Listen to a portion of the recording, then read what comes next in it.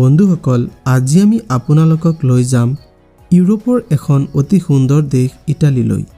ইয়াক Italian Republic বুলিও কোৱা হয়।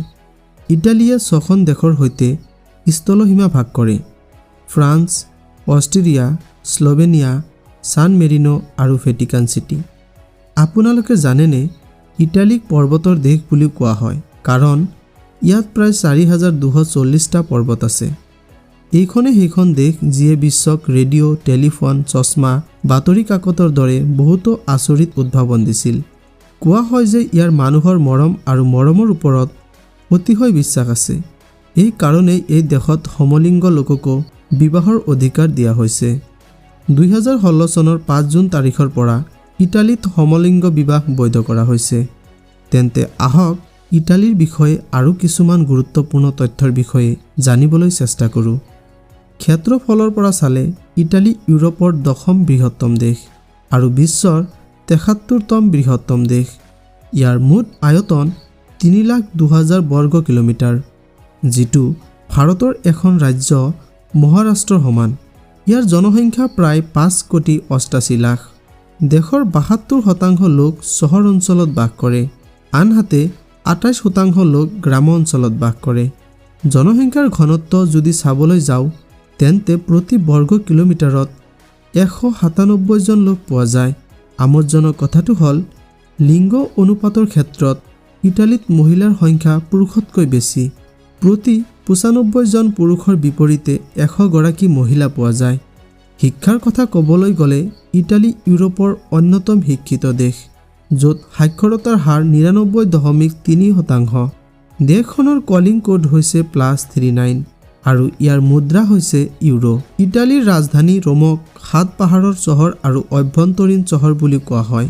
ৰোমৰ ইতিহাস 2800 বছৰতকৈ অধিক পুৰণি।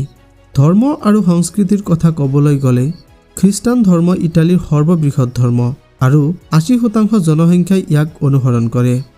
ইটালীক পাস্তা প্ৰেমীৰ দেশ বুলি ক'লেও ভুল নহ'ব, কাৰণ ইয়াত প্ৰতিজন ব্যক্তিয়ে প্ৰতি বছৰে গড়ে 23 কেজি পাস্তা খায়।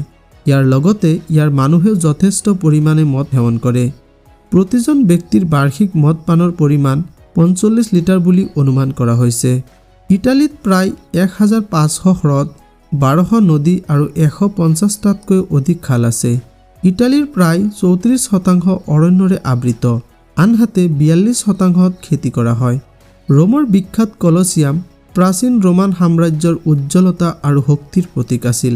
70ৰ পৰা 72 খ্ৰীষ্টাব্দৰ ভিতৰত নিৰ্মিত এই এম্ফি থিয়েটাৰত 50,000 লোকৰ বসতি আছিল, কিন্তু 1349 চনত হোৱা ভূমিকম্পৰ ফলত ইয়াৰ আধা অংশ ক্ষতিগ্ৰস্ত হয়।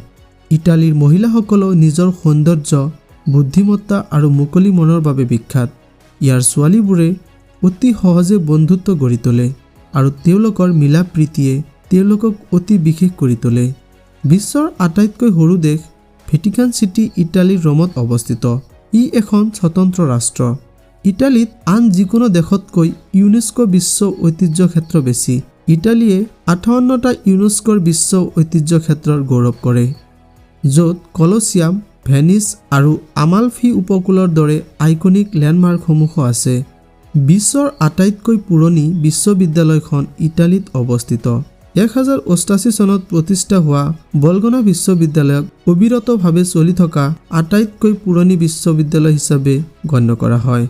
ইটালীত 3টা সক্ৰিয় আগ্নেয়গিৰি আছে: মাউণ্ট ভেসুভিয়াছ, মাউণ্ট ইটনা আৰু ষ্ট্ৰম্বলি, আৰু ইহঁতে প্ৰতি বছৰে লাখ লাখ পৰ্যটকক আকৰ্ষণ কৰে। ইটালীবাসীয়ে আধুনিক বেংকিং আৱিষ্কাৰ কৰিছিল। ৰেনেছাৰ সময়ত ইটালীত প্ৰথম আধুনিক বেংক স্থাপন কৰা হৈছিল, আৰু ইয়াৰ পৰাই চেক আৰু বেংক একাউণ্টৰ দৰে ধাৰণাসমূহৰ উৎপত্তি হৈছিল। গতিকে বন্ধুসকল, আজিৰ ভিডিঅ'টো চাই কেনেকুৱা পালে? যদি ভিডিঅ'টো ভাল লাগিছে তেন্তে চেনেলটো লাইক, শ্বেয়াৰ আৰু ছাবস্ক্ৰাইব কৰিবলৈ নাপাহৰিব, কাৰণ আমাৰ চেনেলটো হৈছে নতুন আৰু আপোনালোকৰ ছাপৰ্টে আমাৰ চেনেলটোক আগুৱাই লৈ যোৱাত সহায় কৰিব।